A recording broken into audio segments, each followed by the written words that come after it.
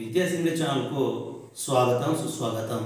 మీరు ఇంతవరకు మా ఛానల్ను సబ్స్క్రైబ్ చేసుకున్నట్టయితే తప్పకుండా సబ్స్క్రైబ్ చేసుకోండి. సబ్స్క్రైబ్ చేసుకుని బెల్ ఐకాన్ను క్లిక్ చేసినట్టయితే మేము చేసే ప్రతి వీడియో మీకు నోటిఫికేషన్గా చేరుతుంది. ఇంకెందుకు ఆలస్యం, మనం వీడియోలోకి వెళ్ళిపోదాం. పిల్లలు, మనం ఈరోజు 10వ తరగతి తెలుగు చివరి పాఠం భూమిక మనం ఈరోజు చెప్పుకుందాం. రచయిత గూడూరి సీతారాం గారు. ముందుగా చదవండి, ఆలోచించి చెప్పండి. మీరు చూడండి, స్క్రీన్పై చూడండి. పుస్తకాలకు రెక్కలు ఉండవు, కానీ వాటిని చదివితే మనకు రెక్కలు మొలిచినట్లుగా ఉంటుంది.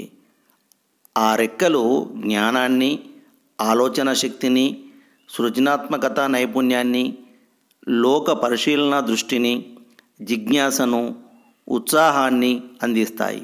మంచి పుస్తకం ఉత్తమ మిత్రునితో సమానం. శరీరానికి వ్యాయామం ఎట్లాంటి శక్తినిస్తుందో మంచి పుస్తకం చదవడం వల్ల మనసుకు అలాంటి ఉత్తేజం కలుగుతుంది. ఏది మంచి పుస్తకం, ఏ పుస్తకాన్ని చదవాలనే ఎంపికలో పుస్తక పరిచయ వాక్యాలు మార్గదర్శనం చేస్తాయి. పిల్లలు చూడండి, కొంత వివరంగా చెప్పుకుందాం. పుస్తకాలకు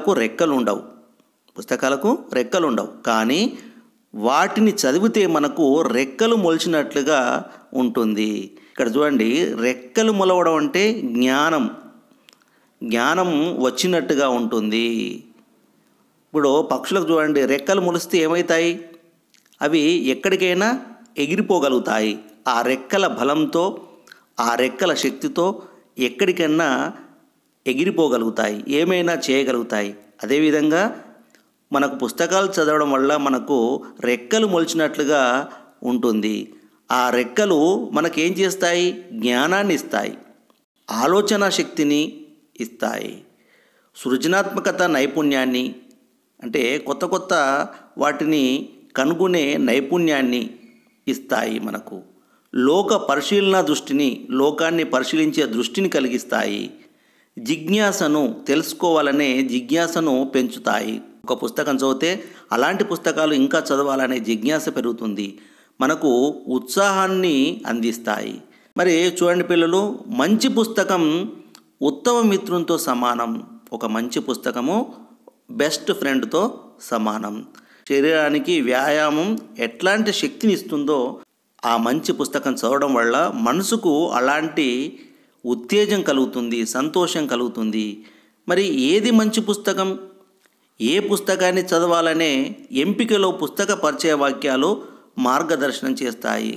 మరి ఏది మంచి పుస్తకమో ఎట్లా తెలుసుకోవాలి? మరి అది తెలుసుకోవాలంటే మనం ఏం చదవాలి అంటే, పుస్తక పరిచయ వాక్యాలను చదివినట్టయితే మనకు ఏది మంచి పుస్తకం, ఏ పుస్తకం చదివితే మనకు మంచిది అనేది, ఎలాంటి పుస్తకం చదవాలి, ఈ పుస్తకంలో ఏముంది, రచయిత గురించి వివరాలు మనకు ఆ పుస్తక పరిచయ వాక్యాల్లో ఉంటాయి. ఇప్పుడు ప్రశ్నలు చూద్దాం. మొదటి ప్రశ్న, పుస్తకాలు చదవడం వల్ల కలిగే ప్రయోజనాలు ఏవి? చూడండి, పుస్తకాలు చదవడం వల్ల మనకు జ్ఞానం వస్తుంది. అంటే చూడండి, మీకు పుస్తకాలు చదివితే మనకు రెక్కలు మొలిచినట్లు ఉంటుంది, అంటే జ్ఞానం వస్తుంది. ఆ జ్ఞానంతో ఆలోచన శక్తి పెరుగుతుంది, విచక్షణ జ్ఞానం పెరుగుతుంది, సృజనాత్మకత నైపుణ్యం ఏర్పడుతుంది, లోక పరిశీలన దృష్టి పెరుగుతుంది, జిజ్ఞాస పెరుగుతుంది, ఉత్సాహం కలుగుతుంది. ఇవన్నీ పుస్తకాలు చదవడం వల్ల కలిగే ప్రయోజనాలని చెప్పవచ్చు. తర్వాత రెండో ప్రశ్న చూడండి, ఎటువంటి పుస్తకాలు చదవాలి? ఎటువంటి పుస్తకాలు చదవాలి? మంచి విజ్ఞానాన్ని ఇచ్చే పుస్తకాన్ని చదవాలి. మన విచక్షణ జ్ఞానాన్ని పెంచేటువంటి మంచి పుస్తకాలు చదవాలి.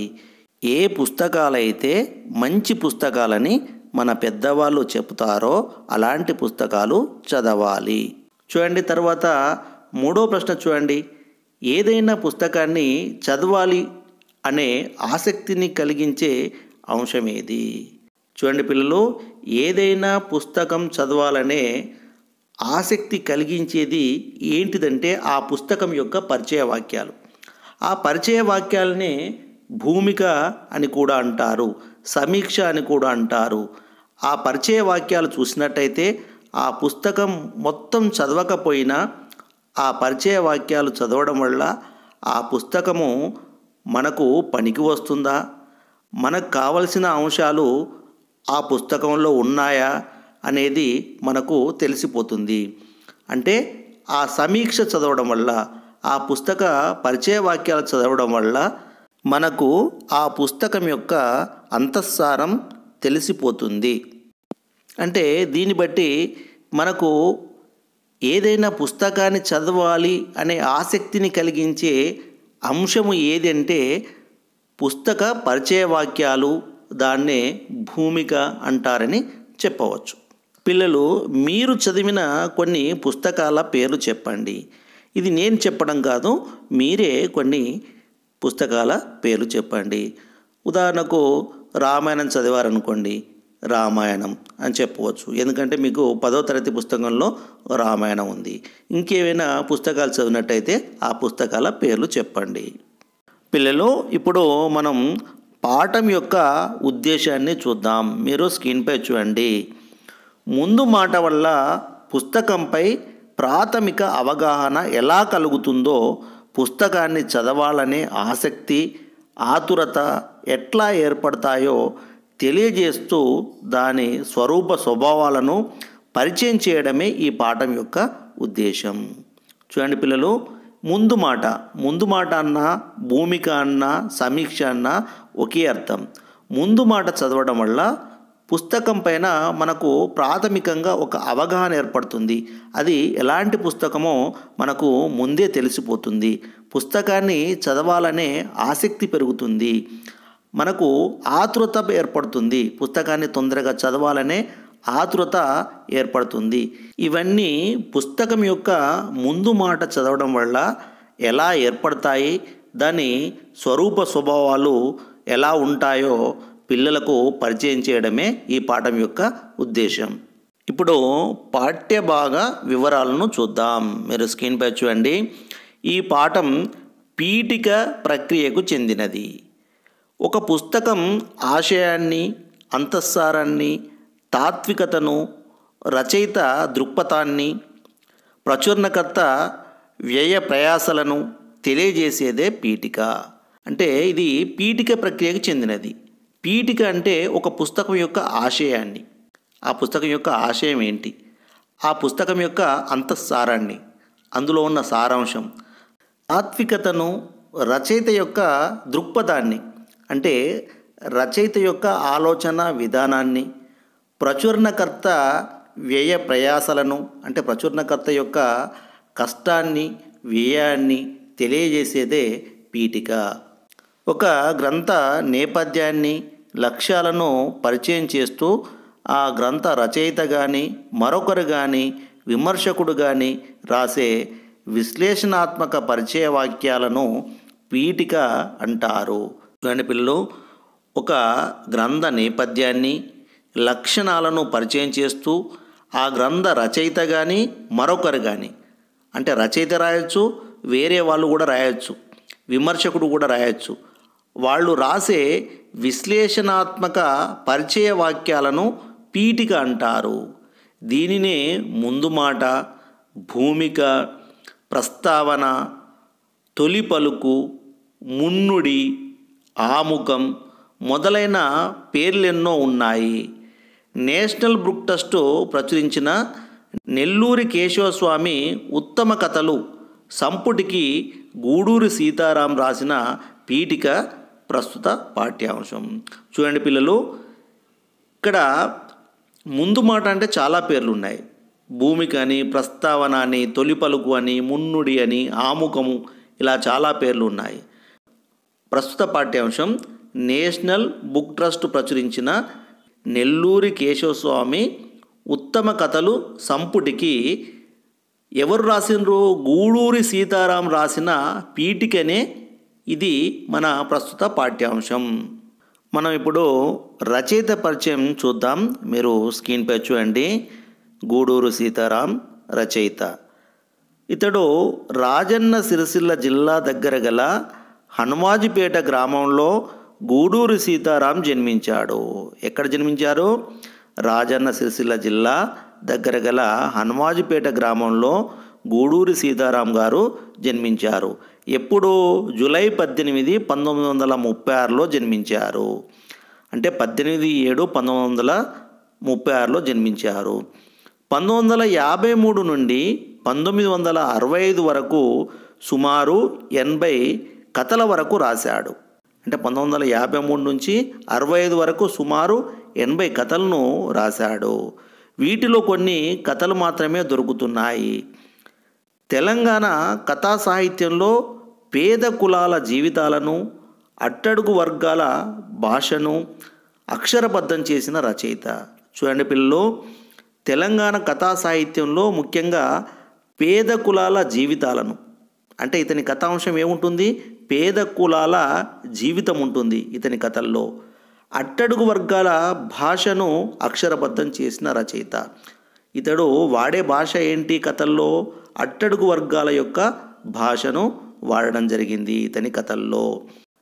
స్వాతంత్ర్యానంతర తెలంగాణ తొలితరం కథలకు దిక్సూచిగా నిలబడటమే కాకుండా 1953లో తెలంగాణ రచయితల సంఘానికి కార్యదర్శిగా పనిచేశాడు. మనకు స్వాతంత్రం తర్వాత తెలంగాణ తొలితరం కథలకు దిక్సూచిగా, అంటే ఒక మార్గదర్శకుడిగా నిలబడమే కాకుండా 1953లో తెలంగాణ రచయితల సంఘానికి కార్యదర్శిగా పనిచేశారు. ఎవరు? గూడూరి సీతారాం. పలు గ్రంథాలకు సంపాదకుడిగా వ్యవహరించాడు, అంటే ఎడిటర్గా వ్యవహరించాడు. మారాజు, లచ్చి, పిచ్చోడు, రాజమ్మ రాజరికం ఈయన ప్రసిద్ధ కథలు. కొన్ని ప్రసిద్ధ కథలు చూడండి. మారాజు, లచ్చి, పిచ్చోడు, రాజమ్మ రాజరికం ఈయన ప్రసిద్ధ కథలు. తెలంగాణ భాషను, యాసను ఒలికించడం ఈయన కళానికున్న ప్రత్యేకత. చూడండి పిల్లలు, తెలంగాణ భాషను, యాసను ఒలికించడం ఈయన కళానికున్న ప్రత్యేకత. ఇతని ప్రసిద్ధ కథల యొక్క పేర్లు చూసినట్టయితే మనకు ఏమర్థం అవుతుంది? ఇతడు పేద ప్రజల యొక్క జీవితాలను, అట్టడుగు వర్గాల భాషను అక్షరబద్ధం చేసిన రచయిత అని మనకు ఆ కథల పేర్లను బట్టే తెలుస్తుంది. ఈ రచయిత అంటే గూడూరు సీతారాం గారు 25/9/2011లో కీర్తిశేషులైనారు, అంటే మరణించారు. ఇప్పుడు విద్యార్థులకు సూచనలు చూద్దాం. పాఠం ప్రారంభంలోని ప్రవేశిక చదవండి. పాఠంలోని విషయాన్ని ఊహించండి. అంటే మనం ఇంకా ప్రవేశికను చదవలేదు, చదవాలి. పాఠం చదవండి, అర్థం కాని పదాల కింద గీత గీయండి. మీరు ఒక పెన్సిల్ పట్టుకొని పాఠం చదువుకుంటూ అర్థం కాని పదాల కింద గీత గీయాలి. వాటి అర్థాలను పుస్తకం చివర ఉన్న పద విజ్ఞానం పట్టికలో చూసి లేదా నిఘంటులో చూసి తెలుసుకోండి. అంటే మీకు తెలియని అర్థాలను పుస్తకం చివర పద విజ్ఞాన పట్టిక ఉంటుంది, అందులో చూసి తెలుసుకోవాలి. అందులో కూడా దొరకనట్టయితే మీకు నిఘంటువు చూసి, అంటే డిక్షనరీ చూసి తెలుసుకోవాలి. ఆ తర్వాత కూడా తెలియనట్టయితే మీ ఉపాధ్యాయుడిని అడిగి తెలుసుకోవాలి. ఇప్పుడు ప్రవేశిక చూద్దాం. మీరు స్క్రీన్పై చూడండి. కథలు ఒకప్పుడు మానసిక ఆనందాన్ని, నైతిక విలువలను చెప్పడానికి పరిమితమై ఉండేవి. అంటే పూర్వకాలంలో ఒకప్పుడు కథలు అంటే మానసిక ఆనందం కొరకు, నైతిక విలువలను చెప్పడానికి, పెంపొందించడానికి పరిమితమయ్యేవి. 20వ శతాబ్దంలో ఆధునిక కథానిక సాహితీ రంగ ప్రవేశం చేయడంతో కథ స్వరూప స్వభావాల్లో స్పష్టమైన మార్పులు చోటు చేసుకున్నాయి. అంటే 20వ శతాబ్దంలో ఆధునిక కథానిక సాహితీ రంగ ప్రవేశం చేయడం వల్ల, సాహితీ రంగంలోకి ఆధునిక కథానిక ప్రవేశం చేయడం వల్ల కథ యొక్క స్వరూప స్వభావాల్లో మార్పులు వచ్చాయి. కథానిక సామాజిక బాధ్యతను తలకెత్తుకున్నది. కథానిక అనేది సామాజిక యొక్క బాధ్యతను తలకెత్తుకున్నది.